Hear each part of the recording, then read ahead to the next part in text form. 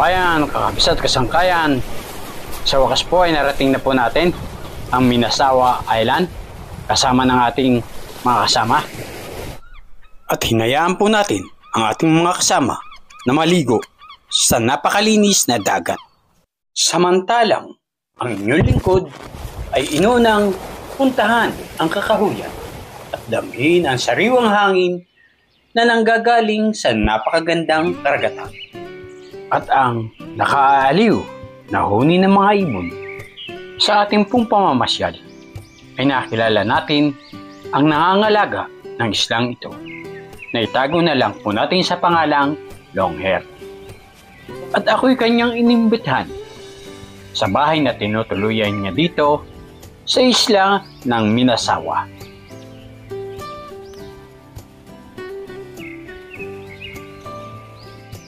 Napakasimple ng pagkakagawa ng kanyang bahay. Gawa lamang ito sa kawayan at kahoy. At walang pangangamba na ako'y kanyang pinakyat sa kanyang bahay. Ito'y may munting balkonahe. Natanaw mo mula sa itaas ang napakagandang dalampasigan ng isla ng Minasawa. Na tila ba isang berhen na hindi pa nagagalugad na mapangahas at sabik sa magandang tanawing tulad nito.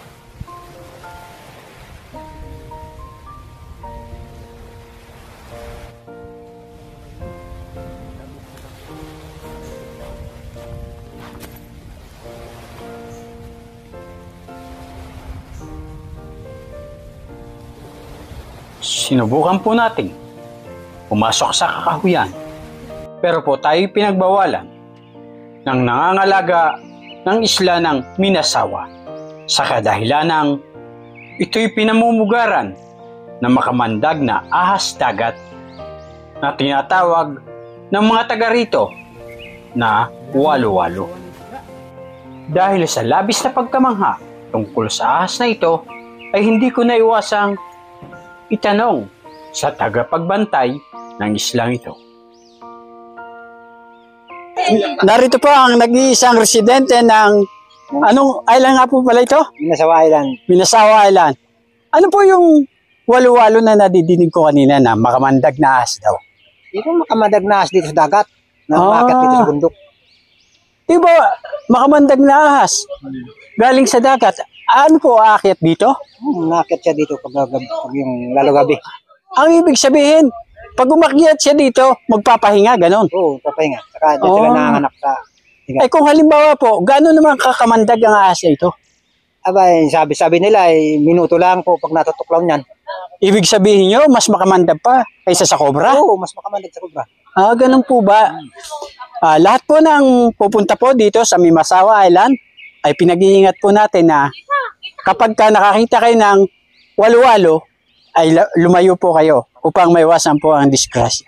Tama po. Maraming salamat po. Walang lunas na. Maraming salamat po sa pagbibigay ng panayam tungkol sa walo-walo. Ano nga ba ang walo-walo o sea snake? Ang walo-walo ay isang makamandag na ahas dagat na ayon sa kanila ay mas makamandag pa kaysa sa kobra. Kaya pinapayuhan ko kayo na sumunod sa mga alituntunang pinatutupad ng mga namamahala sa mga parke o mga pasyalan para sa ating kaligtasan upang ang isang masayang yugto ng ating buhay ay hindi maging isang bangungot. Mga kabayan, kabsat, kasangkayan, samahan niyo po kami upang kumain ng ating tanghalian at pagkatapos nito'y tayo po'y magbababad sa dalampasigan ng Minasawa Island. Tayo na po, magsikain po tayo.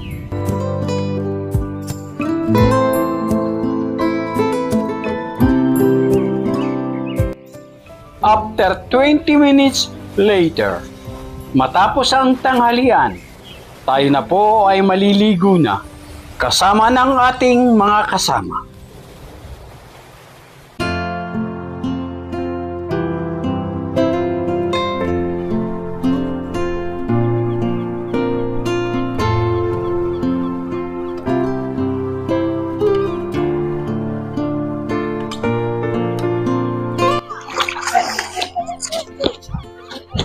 Ito po, nakahuli po sila ng tawag nila sahang. Kinakain daw po ito. Bihira po natin itong makita sa mga dagat na medyo marami nang pumupunta. Ito po, oh, buhay po yan. Ito po ang masayang oras. Nakasama mo ang iyong mga mahal sa buhay. Mag-relax.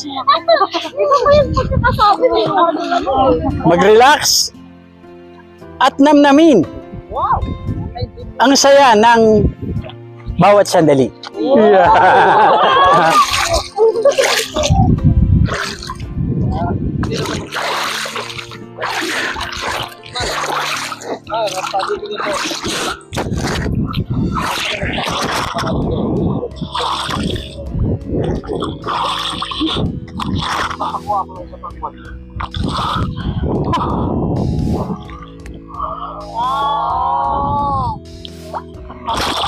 Hindi takot sa tubig, no?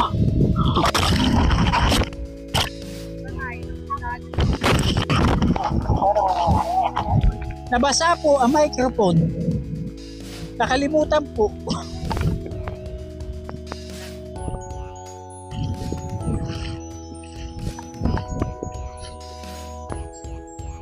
Matapos po tayong magbabad ng ilang minuto sa dagat, ay samahan niyo naman po ako upang libutin ang isla ng Minasawa.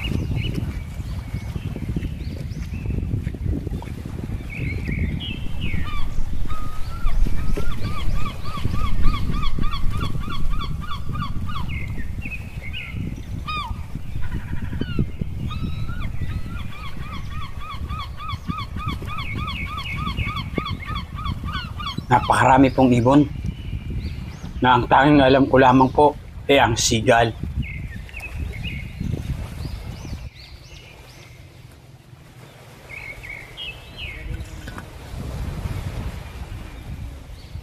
Ang lalaki po ng mga kabibi dito.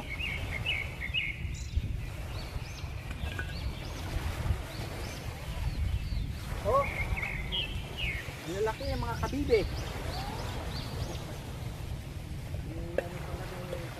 Kabibi po ang lalaki.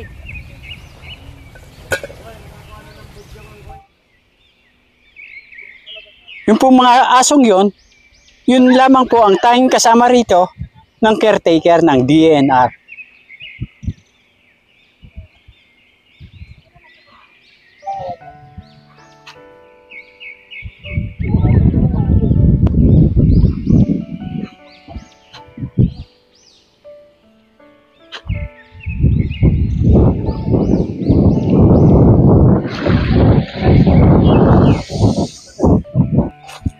Ito po ang Minasawa Island.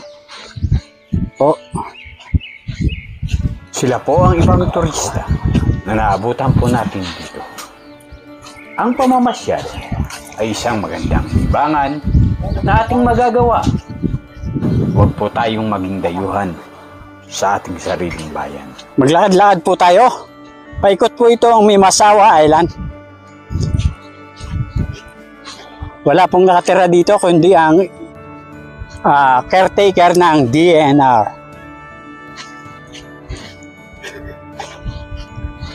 Ayun ata ang caretaker, no? Yun ata ang caretaker.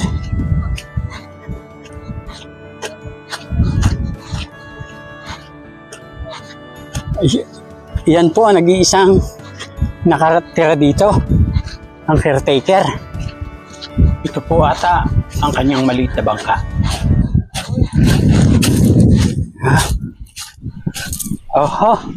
Ano yan? Nahuli mo? Nahuli. Nawil ko ito kahapon. Ito po yung in-interview po natin kanina na nag-iisang residente ng Minasawa Island. Dalawa po kami umuwi lang kasama ko. Yung isang kasama daw niya umuwi, ito po ay pinangangalagaan ng DNR. Ano po mga isda ito? Sari-sari po, isang bato. Oh, isang bato. Sari-sari. Oh.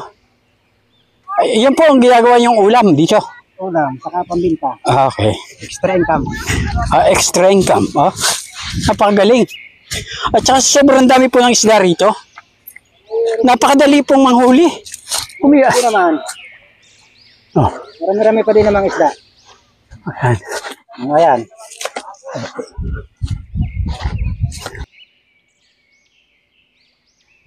Yan po.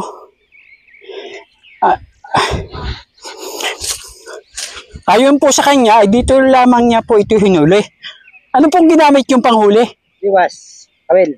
Ay, kawil. Kinawil. Ito po ang mga klase ng isda dito. Ang sabi po niya, isdang bato. Ito po. Oh.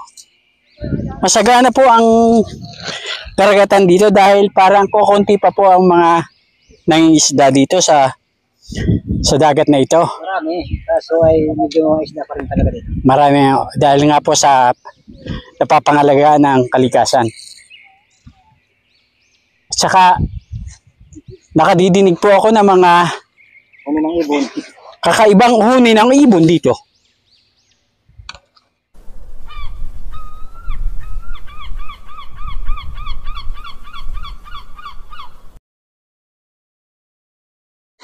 Ang alam ko dito sa mga ito ang ginagawang banig eh.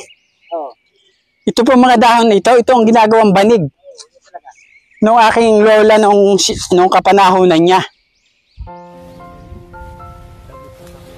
Kay sarap pong pagmasdan ang kalikasan, ang malinis na dagat, ang makapal na kagubatan sa ating paligid na dapat po nating pangalagaan at bigyan ng halaga ang likas yaman na ito na bigay sa atin ng poong lumikha. Iwasan po natin ang magkalat ng basura.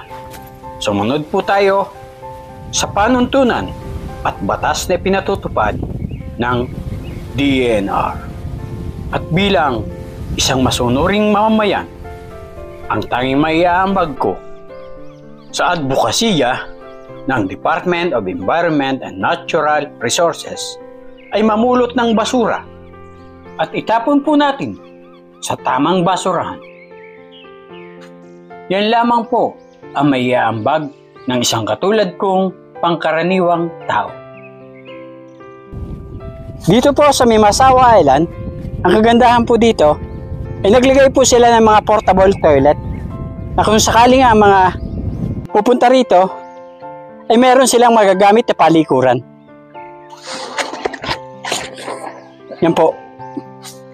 Naway gamitin po natin ng tama ang mga palikurang ito na libreng pinagagamit sa atin ng ating gobyerno. Ngayon po ay tatanungin po natin ang mga turista na mula saan nga po kayo nagmula? Kainta! Kayo po? Kainta Rizal. Makati. Makati. Sosyalin po pala kayo, Makati. Wow! Oh. Kainta. Ano pong masasabi nyo sa lugar na ito? Bongga! Maganda! Relaxing! Kayo po. Peaceful. Quiet. Ngayon po ay hihilingin po natin sa kanila na tayo po ay magpa-picture upang maging isang alaala ng isang masayang pamamasyal na ito. Dito doon kasama kayo. O sige po, picture po tayo. Souvenir po, mga kabayan.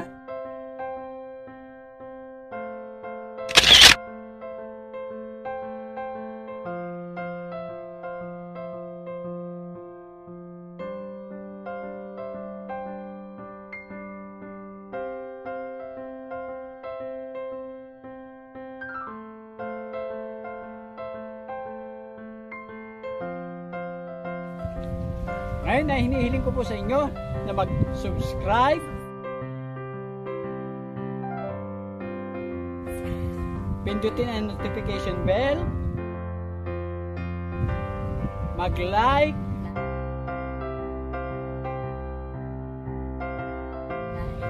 mag-comment,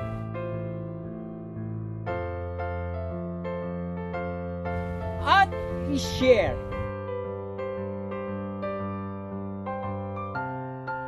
upang maging updated po kayo para sa susunod ko pang may upload na mga video na nakalilibang at kapupulutan ng mumunting kaalaman.